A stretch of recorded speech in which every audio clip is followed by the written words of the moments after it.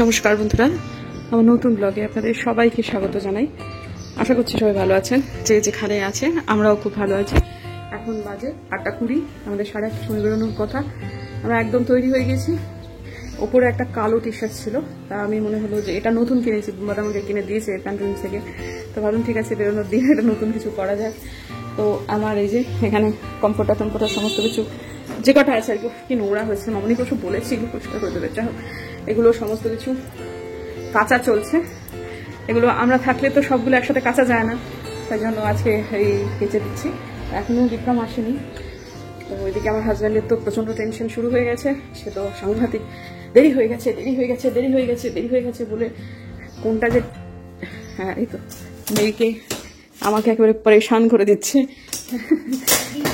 হ্যাঁ সত্যি তাই, মানে কোনটা যে টেনশন করা আর কোনটা টেনশন করতে করতে অসভ্যতার মধ্যে পৌঁছে যাওয়া কি বুঝে পাচ্ছে না আর কি। তো যাই হোক, ঠিক আছে, আপাতত সে নিচে গেছে, আপদ একদম মানে যাকে বলে। তো এখন আমি খেয়ে নিয়ে তারপরে বেরোই।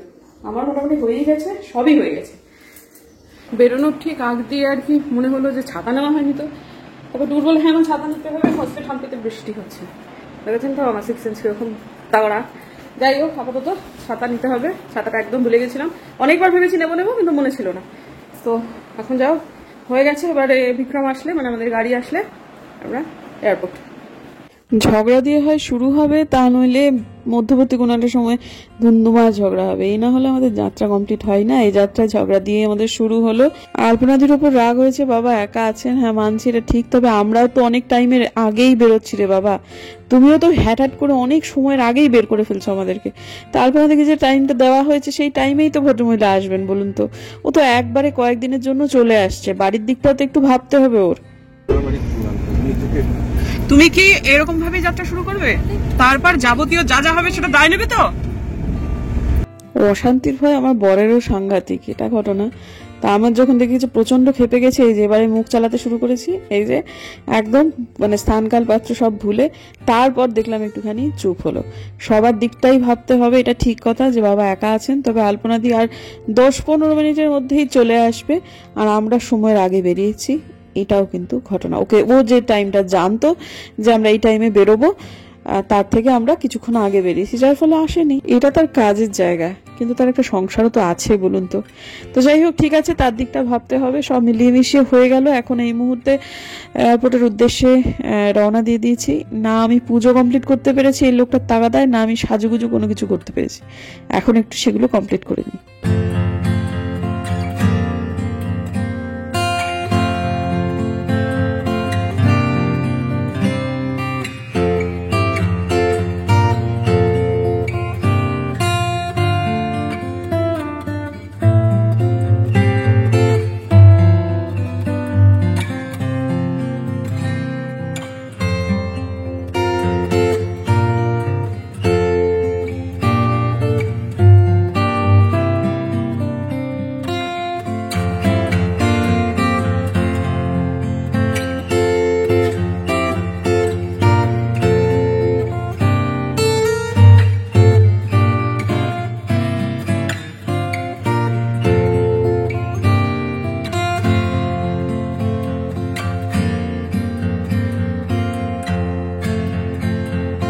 আমাদের শিলিগুড়ি বাড়ির এক প্রতিবেশী ছিলেন তারা, জুটিটা ভেঙে গেছে, একজন নেই তো, এখন আর নেই। তো একটু বয়স হয়ে যাওয়ার পর কাকু এত বেশি তাড়াবাকি শুয়ে পড়েছিলেন, 10টার সময় বা 9টার সময় দার্জিলিং মেল হলে উনি না 6টা থেকে তাগাদা দিতেন। 6:30টার মধ্যে না বেরোনো হলে এত অশান্তি হতো যে পাড়া প্রতিবেশীরা উকি মারতেন। আর উনি বসে বসে তাগাদা দেবেন, চিৎকার চেঁচামেচি করবেন, কিন্তু কাজ তো সব কাকিমাকেই করতে হবে, সমস্ত দরজা জানলা বন্ধ করা। এদিকে কাকু বাইরের 1 কাপ চাও খাবে না, সে সমস্ত কিছু বানিয়ে নিয়ে যাওয়া। এরকম নাকি একদিন হয়েছিল যে 9টার সময় ট্রেনে ওঠার পরে তারপর যখন ওনাকে খাবার কাকিমা দিচ্ছে, তখন বলছে কি ব্যাপার, লুচিগুলো ঠান্ডা হয়ে গেছে কেন? সেদিন কাকিমার নাকি মনে হয়েছিল বুড়োকে জানলা দিয়ে ছুঁড়ে ফেলে দেয়। আমার কিছুদিন পর এই অবস্থা হবে, সত্যি বিশ্বাস করুন। এই লোক, এই কাকুর মতো এই বয়স থেকেই আমাকে এত তাগাদা দেয়। এই যে দেখুন, এখন কিন্তু কতক্ষণ ধরে যে বসে আছি তার কোনো ঠিক নেই। ফেস্টিভ সিজন সব জায়গাতেই হয়ে যাচ্ছে, সবাই বেড়াতে যাচ্ছে, মানে অনেকেই বেড়াতে যাচ্ছে, এবার বাড়ি যাচ্ছে, এই আর কি। প্রচন্ড ভিড়, এমনিতেই ডিফেন্স এয়ারপোর্টে সিকিউরিটি খুব বেশি। আমি খুব একটা যে পার্থক্য বুঝতে পারি তা না, কিন্তু যাই হোক আজকে প্রচন্ড সিকিউরিটি কড়াকড়ি। যদিও এয়ারপোর্টে ন্যূনতম 1 ঘন্টা আগে আসতেই হয়, কিন্তু আমরা অনেকক্ষণ আগে চলে এসেছি। কত ফ্লাইট গেল এলো দেখছি। তো যাই হোক, তারপর টুপুর একটু খিদে পেয়েছে, টুপুরের বাবা টুপুরকে চিকেন পিৎজা কিনে দিল। টুপুর একটা অফার করলো আমাকে, আমার একদম খেতে ইচ্ছা করছিল না, বারবার করে ইনসিস্ট করছিল, বিদেশি নিয়মন আসতি বারবার বুম্বাদা রাগারাগি করছে। আমিও খেলাম, চিকেন ছিল আসলে আজকে শনিবার, খেতে ইচ্ছা করছিল না। তারপরে একটা দার্জিলিং চা বলে একটা চা দিল, ঠিক আছে খাওয়া যায় না মন না। তো যাই তারপরে আমাদেরটা শুরু হয়ে গেল। আর এবারেতে প্রচন্ড সিকিউরিটি, এমনিতেই ডিফেন্স এয়ারপোর্টে সিকিউরিটি বেশি থাকে, কিন্তু যাত্রীও এবার প্রচুর এবং সিকিউরিটি খুব টাইট। তো যাই হোক ঠিক আছে, এখন এই ছোট ছোট বাসগুলো দিচ্ছে যেগুলো বেশ মজাদার, মানে এটা ওঠা এবং নামাটা মানে ওই আর কি কয়েক সেকেন্ডের ব্যবধান। এর থেকে হেঁটে হেঁটে যদি আমরা ফ্লাইটের কাছে পৌঁছে যাই তাহলে অনেক কম সময় লাগবে জানেন। এই যে এই জিনিসগুলো বাসটা ভরবে, তবে সেটাকে একটুখানি ওই হাত ঘুরিয়ে নাক দেখানোর মতো করে তবে ফ্লাইটের কাছে নিয়ে যাবে। খুব মানে হাসি পাচ্ছিল, সামান্য একটু দূরত্ব ওইখানে দাঁড়িয়ে রয়েছে। একদিন পর্যন্ত এটা আমরা পায়ে হেঁটেই যেতাম আসতাম, কিন্তু এখন 2খানা বাস দিয়েছে, তো মন্দ না, ঠিক আছে, খারাপ তো না। তো বোধিসত্ত্ববাবু ফ্লাইটে উঠলেই তার খিদে পায়। শুধু ফ্লাইট নয়, ট্রেনের চাকা খুললে, বাসের চাকা খুললে, ফ্লাইটের পাখনাটা একটুখানি মেললে তারপরেই তার খিদে পেয়ে যায় এবং সে বসে বসে ভাবতে থাকে যে কি খাবো কি খাবো কি খাবো। আজকেও তার ব্যতিক্রম হলো না, সে শুধু খাবো না, সবাইকে নিয়ে খাবো। কি কি খাবে বলে দাও? লো সুগার মশলা কি খাবো? হ্যাঁ, একটা 0 সুগার কোকোকোলা খাবো, একটা চিকেন জঙ্গলি রাম নাকি রাম জঙ্গলি, চিকেন জঙ্গলি এরকম কিছু একটা আছে, মানে চিকেনের ওই স্যান্ডউইচ টাইপের, আর সেটা খুঁজে পাচ্ছি না।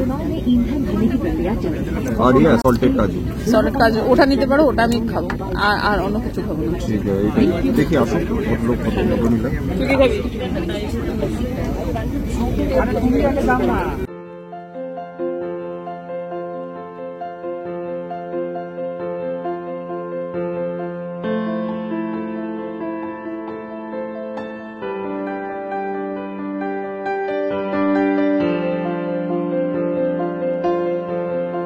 এই সময়টা মোটামুটি মজা করেই তুলছিলাম ভিডিওগুলো। তো তারপরে একটা না মানে খুব দুর্ভাগ্যজনক ব্যাপার হয় জানেন তো, এক ভদ্রলোক গুরুতর অসুস্থ হয়ে পড়েন ফ্লাইটে, একদম আমাদের লাগোয়া বসেছিলেন। তারপরে ওনার ঠিক হাইপোগ্লাইসিমিয়া হয়েছিল নাকি মানে কার্ডিয়াক অ্যারেস্ট হয়েছিল, ঠিক বোঝা যাচ্ছিল না। ডাক্তার একজন এসেছিলেন, এক ম্যাম ছিলেন ডাক্তারবাবু, তিনি চেষ্টা করছিলেন, কিন্তু তিনি তো জিনিসপত্র নিয়ে আসেননি। একবার মানে এয়ার হোস্টেসদের মিলিয়ে, বাড়ির লোকজন মিলিয়ে পুরো ফ্লাইট একেবারে তোলপাড় অবস্থা মাঝ আকাশে। আর উনি যেভাবে নিঃশ্বাসটা নিচ্ছিলেন না, আমার শাশুড়ি মা যখন লাংসে ওয়াটার অ্যাকুমুলেট করতো না তখন নিঃশ্বাস নিতে পারতেন না, ওরকম স্ট্রোক দিয়ে নিঃশ্বাস নিচ্ছিলেন। আমাদের দুজনেরই সেই সময়টাতে মানে কি বলবো, আমরা যেন ফিরে গেছিলাম অনেকটাক্ষণ আগে। মানে এমনিতে আমার শরীরটা একটু খারাপই করছিল, মানে মাথার যন্ত্রণা করছিল। আসলে আমার ব্যাঙ্গালোর এয়ারপোর্টের সাথে একটা মাথার যন্ত্রণা, শরীর খারাপের একটা পুরনো সম্পর্ক, তো সেটা তো ছিলই, প্লাস আগের দিন রাত্রে ভালো ঘুম হয়নি, তারপরে আবার যেটা খেয়েছি সেটা ঠিকঠাক হজম হয়নি, ওই রাত্রেবেলা সকালবেলাতে পিৎজা যেটা, সেসব মিলিয়ে মিশিয়ে না খুব অস্বস্তি হচ্ছিল। তারপর ওই ভদ্রলোককে দেখে আমাদের এত খারাপ লাগছিল, কিন্তু অপরিচিত মানুষ, এক বাঙালি পরিবার, তারা ওই ফলো আপ করতেই আসছিল। ওই ভদ্রলোক অসুস্থই ছিলেন বুঝতে পারলাম। তারপর ভদ্রলোকের আর কি যে খবর কে জানে, আশা করছি উনি ভালো হয়ে গেছেন, সেরে উঠেছেন। তো এখন আপাতত নেমে গেছি আমরা, তো এরপর বাইরে যাব। এখান থেকে আমাদের গাড়ি স্টেশন পর্যন্ত বলা রয়েছে, মানে আগে থেকে বুক করা আছে। এত গরম, এখানে ব্যাঙ্গালুরুতে ঠান্ডা লাগছে রীতিমতো। হ্যাঁ 24 ডিগ্রি, মনে হচ্ছে যেন একটা সোয়েটারটা নিলে হতো, সত্যি কথা। আর যে বৃষ্টি পড়ছে, একবারে একটা চাদর সোয়েটার নিলে হতো। আমি ভেবেছিলাম একটা চাদর নেব, হতো বোধহয় ভালো। আর বন্ধুরা, মাথার যন্ত্রণায় মরে যাচ্ছি, কি বলবো, এই পিৎজাখানা খেয়ে একদম। আর আমি আবার কালকে রাত্রেবেলায় হসপিটালে কি শাড়ি পাওয়া যায় সেটা দেখছিলাম, শাড়িগুলো ভালোই ছিল, কিন্তু তারপর ভাবলাম থাকবে, মানে এমন কিছু আহামরি না। আর ওই ইয়েতে টুরিস্টদের সব ঠকায়, ওটা কি বলে, মাইসোরের শাড়ি কিনে, অত দাম দিয়ে শাড়িগুলো কিনে দুখানা, খুব শিক্ষা হয়েছে। খুব একটা এই বেড়াতে সে শাড়ি টাড়ি কিনবো না। বিপদে পড়লে মানুষ কিরকম পুরো পরিবার হয়ে যায়, গোটা একটা ফ্লাইট। আজকে সেটা নিজেও দেখলাম, সত্যি কথা। পেছন থেকে সিট কেউ চেনে না। হ্যাঁ, ভদ্রলোক পরিবার নিয়ে যাচ্ছিলেন, পরিবারের সর্বসাকুল্যে 4 জন মেম্বার ছিলেন। ভদ্র মহিলা কাঁদছিলেন, মানে যে ওনার স্ত্রী, তার মেয়ে, তার জামাই, এই তো যাচ্ছিলেন আর কি। তো যাই হোক, ঠিক আছে, সব ফ্যামিলি মিলিয়ে একজন ভদ্রমহিলাকে অ্যানাউন্স করা হচ্ছে কেউ ডাক্তার থাকলে একটু সাহায্য করুন। তো একজন ভদ্রমহিলা, তারা বেড়াতে গেছিলেন সিকিম, সেখান থেকে তারা ফিরছিলেন। তার হাতে জিনিসপত্র ছিল না, কিন্তু ঠিক আছে, তিনি তার যথাসাধ্য চেষ্টা করছিলেন। এবং তারপর দেখুন, সবাই চেষ্টা করার পর যার যার গন্তব্যে শেষে ঘুরে চলে গেল। ওই পরিবারটি এই জায়গাতে নিশ্চয়ই এরা আগেও এসেছিলেন, তো কোথায় যে গেলেন আমার খুব মনে হচ্ছিল ফোন নাম্বারটা থাকলে একটু খোঁজ নিতাম। তারপর ভাবছি প্রত্যেকেই তো একটা আলাদা মুডে মুডে আছে। এই যে আমরা এখন বেড়াতে যাচ্ছি, কিন্তু ওই পরিবারটি এবার স্ট্রাগল শুরু হবে। আশা করছি ভালো হয়ে যাবে, ভগবানের কাছে প্রার্থনা করছি। তো যাই হোক, বেরোলাম। তারপর এয়ারপোর্ট থেকে স্টেশনের রাস্তা যে অসম্ভব সুন্দর, তবে স্টেশনটা অনেক দূরে। আর বোধিসত্ত্ববাবু 9:45টার সময় টিকিটটা কেটেছেন এই জন্য যে এই জায়গাগুলোতে ভীষণ জ্যাম হয়, সেটা এই ভদ্রলোকও বলছিলেন। তো অনেকটা রাস্তা আসার পর ড্রাইভার তথা বোধিসত্ত্ববাবু এদের একটা ব্রেক দরকার হয়ে পড়েছিল, এবং টুপুর এখন পাশে আমি যে খাবার টাবার এনেছি সেগুলো খুঁজছে। আমাদের খুব খিদে পেয়েছে আর ততোধিক ঘাড়ের যন্ত্রণা করছে। তো ঠিক আছে, এখন আপাতত চতুর্দিক দেখতে দেখতে মাঝে মাঝে একটু ঘুমিয়ে ঘুমিয়ে রাস্তাটা সুন্দর পেরিয়ে গেল। তারপর যখন আমরা স্টেশনে পৌঁছলাম তখন বাজে 5টা। আমাদের খিদের চোটে পেটে একেবারে মানে অবস্থা খারাপ। তো সেখানে জনআহারে খেলাম এত ভালো খাবার, মানে কি বলবো, যে ভাতটা যে খেয়েছি বন্ধুরা, আমি রাত্রেবেলায় আবার ঠিক এই ভাতটাই খেয়েছি এই জন্য যে আমাদেরকে খিদের মুহূর্তে অত ভালো লাগছিল খেতে, না সত্যি জিনিসটা ততটাই ভালো খেতে সেটা বোঝার জন্য। এবং বাস্তবে বুঝলাম এই ভাতটা অর্থাৎ এই থালিটা ঠিক ততটাই ভালো খেতে যতটা খিদের মুখে লেগেছিল। তো আমি নিয়ে নিয়েছি ভাত, বুম্বাদা নিয়েছে ধোসা, আর টুপুর নিয়েছে চাউমিন।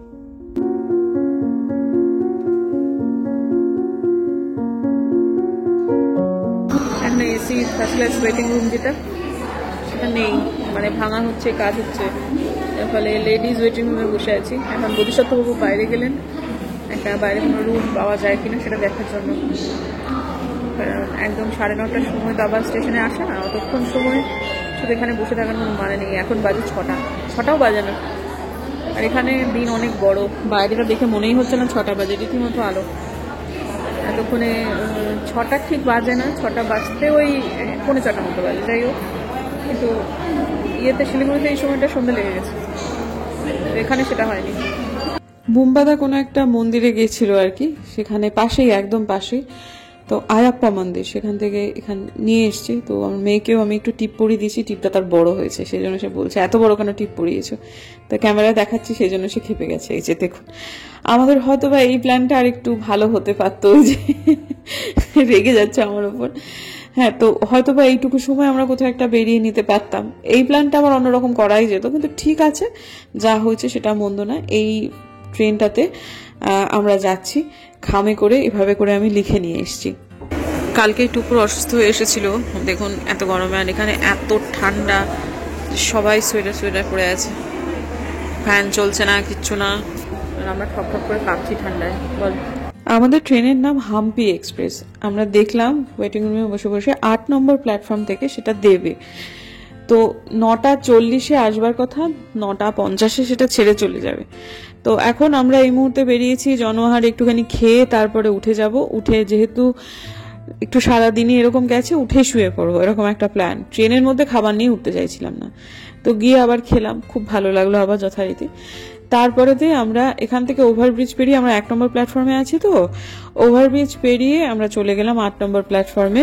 মাঝখানে কুলি টুলি নেওয়ার কথা হচ্ছিল, ঠিক কথা, কিন্তু কুলির কোনো প্রয়োজন হয়নি। আমাদের যেহেতু বয়স্ক কেউ নেই, আমরা দিব্যি এগুলো নিজেরা ক্যারি করতে পারলাম। আর ট্রলিগুলোর অবস্থা যে খুব একটা মানে ভারী ছিল তা নয়।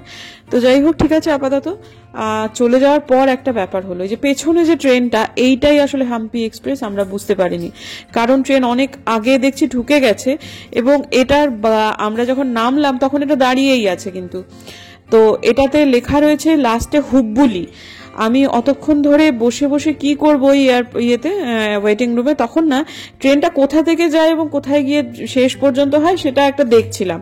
ওই গ্রাফিক্স করে ইউটিউবেতে দেখায় তো, আর বুম্বাদা বলছিল কিছুতেই তখন বুঝতে পারছে না যে কোন প্ল্যাটফর্মে দেবে। অনেক সময় এনজিপি থেকে যে ট্রেনগুলো দেয় সেগুলো না ছোট ছোট শর্টস ভিডিওর মাধ্যমে অনেকে দেয় যে দার্জিলিং মেল এই প্ল্যাটফর্মে দাঁড়ায়, এই সেই হ্যানা ত্যানা। যেমন আমি জানি উত্তরবঙ্গটা সবসময় A1-এ দেয় বা 1-এতে দেয়, 1 নম্বর প্ল্যাটফর্মে দেয়। সেই রকমই এরকম কোনো ভিডিও আছে কিনা সেটা সার্চ করছিলাম আমি। তো করতে করতে তখন দেখলাম সেরকম কোনো ভিডিও পেলাম না, কিন্তু পাশাপাশি এইটা পেলাম যে ট্রেনটা কোথা থেকে শুরু কোথা থেকে শেষ। এর বাইরে আর একটা রাতে জার্নিতে আমাদের খুব বেশি কিছু জানার ছিল না, কিন্তু ওইটুকু ইনফরমেশন পেলাম। আমি গিয়ে দেখছি যে ওইখানে ওই রকম একটা কোথা থেকে যেন শুরু হবে, হুবুলি পর্যন্ত যাবে এরকম একটা ট্রেন দাঁড়িয়ে আছে। তারপর আমি বুম্বাদাকে বললাম যে আচ্ছা একই গন্তব্যে দুটো ট্রেন যাবে? অনেকক্ষণ থেকে কিন্তু আমরা বসে আছি, বন্দে ভারত পেছনে 7 নম্বর প্ল্যাটফর্মে বেরিয়ে গেল, সেগুলো সবকিছু দেখলাম। দেখার পর ঠিক 10 মিনিট আগে আমার মাথায় এলো আচ্ছা এইটাই কি সেই ট্রেন যেটার জন্য আমরা অপেক্ষা করে আছি? তখন বুম্বাদা একজন প্যাসেঞ্জারকে জিজ্ঞেস করলো, তারপর বললো তুই এইটাই সেই ট্রেন। দেখুন দেখি কখন থেকে আমরা বসে আছি, ট্রেনটা বেরিয়ে যেত, তারপর আমাদের বোধোদয় হতো কি ব্যাপার আমাদের কখন ট্রেন আসবে। তখন এদিক ওদিক আমরা জিজ্ঞেস করতাম, আর সব অপরিচিত ভাষা তো মানে আমরা বুঝতেও পারছি না ওদের কথাবার্তা। তো তারপর ওরা বলতো এই যে ট্রেনে আপনারা যাচ্ছেন সেই ট্রেনটা জাস্ট বেরিয়ে গেল। কিন্তু বন্ধুরা আমরা বসেছিলাম প্ল্যাটফর্মের একদম শেষ প্রান্তে, আর আমাদের কোচটা ঠিক প্ল্যাটফর্মের সম্পূর্ণ সামনের প্রান্তে। এগুলো ঈশ্বরের আশীর্বাদ যে সঠিক সময়ে সঠিক কথাটা মাথায় এনে দেয়। কেন যে আমার কথাটা তখন মাথায় এলো এবং কেন যে আমি বুম্বাদাকে বললাম আমি নিজেও জানি না। তারপর শুরু হলো আমাদের দৌড়ে দৌড়ে দৌড়ে শেষ পর্যন্ত আমরা আমাদের জায়গায় এসে বসলাম। ঠিকঠাক করে সেটেল করিও নি, ট্রেনটা দিল ছেড়ে, কারণ সময় হয়ে গেছিল ট্রেন ছাড়ার। কি যে টেনশনের মুহূর্তে ওই শেষ ধরুন 7-8 মিনিট কেটেছে সে আমরা আপনাদের বোঝাতে পারবো না। কি হতে পারতো ভাবতেই পারছি না। ট্রেনটা চোখের সামনে দিয়ে বেরিয়ে যেত, আমরা ওখানেই বসতাম। সত্যি হঠাৎ করে মনে পড়লো যে আমরা কেউ ঘুরিয়েও দেখছিলাম না, নিজেদের মধ্যে গল্প করতে মত্ত ছিলাম, কি হয়েছিল ভগবান জানে। হঠাৎ চোখে পড়লো যে হুবুলি এরকম একটা কিছু, মাইসোরটা মাঝখানে, আর সামনে দেখতে কি আসলে এই নামগুলো খুব একটা পরিচিত না। তার কোথাও লেখা নেই যে হাম্পি এক্সপ্রেস। আমার হঠাৎ মনে লাগছে এই ট্রেনটাই তো মানে একই গন্তব্যের দিকে যাবে, পরপর দুটো ট্রেন। দেখছো এইটাই কি সেই ট্রেনটা? তখন উঠলে প্যাসেঞ্জার বলছে হ্যাঁ। আর এক প্রান্তে বসেছিলাম, সম্পূর্ণ বিপরীত প্রান্তে, ইঞ্জিনের জাস্ট পেছনে, মানে আমরা একবার ট্রেনের লেজার দিকে তার বসেছিলাম। আর সে যে বিশাল ট্রেন দৌড় হলো রে ভাই, আর প্রত্যেকটা মানে স্টেপ মনে হচ্ছে ট্রেনটা ছেড়ে যাবে। যাই হোক অতি কষ্টে এলাম পর্যন্ত। আর ভিড় ঠেলা, প্ল্যাটফর্মে দৌড়ে দৌড়ে আসা কি চাকরিকারী কথা বলুন তো। এত লোকজন, এত বড় ট্রেন, 8টা না 9টা সব জেনারেল করছে। হ্যাঁ পেরিয়ে যাচ্ছি। তারপরে S1, S2, S3, S4, S11 পর্যন্ত। তারপরে এসি কোচগুলো শুরু হলো। এটা সেটা সবার পরে, মানে ইয়ে থেকে আসে একটু আগে, ওটার নাম কি বলে, মানে H1, এটা কি বলে ইঞ্জিন থেকে পরে। যাই হোক আপাতত পৌঁছেছে। সবই ঠাকুরের খেলা, ভগবানই রক্ষা করেন, মাথায় সঠিক সময় সঠিক কথাটা মনে করিয়ে দেয়, সম্ভাবনাগুলো এই আর কি, আর কিছুই না। তো যাই হোক ঠিক আছে, আপাতত তার নাম এখন স্মরণ করব, তাকে কৃতজ্ঞতা জানাবো, এইটাই। তো আজকের দিনের জন্য বিদায় নিচ্ছি বন্ধুরা। এই যে চন্দনটা ঘেটে গেছে, আজকের দিনের জন্য বিদায় নিচ্ছি। দেখা হচ্ছে আগামীকাল।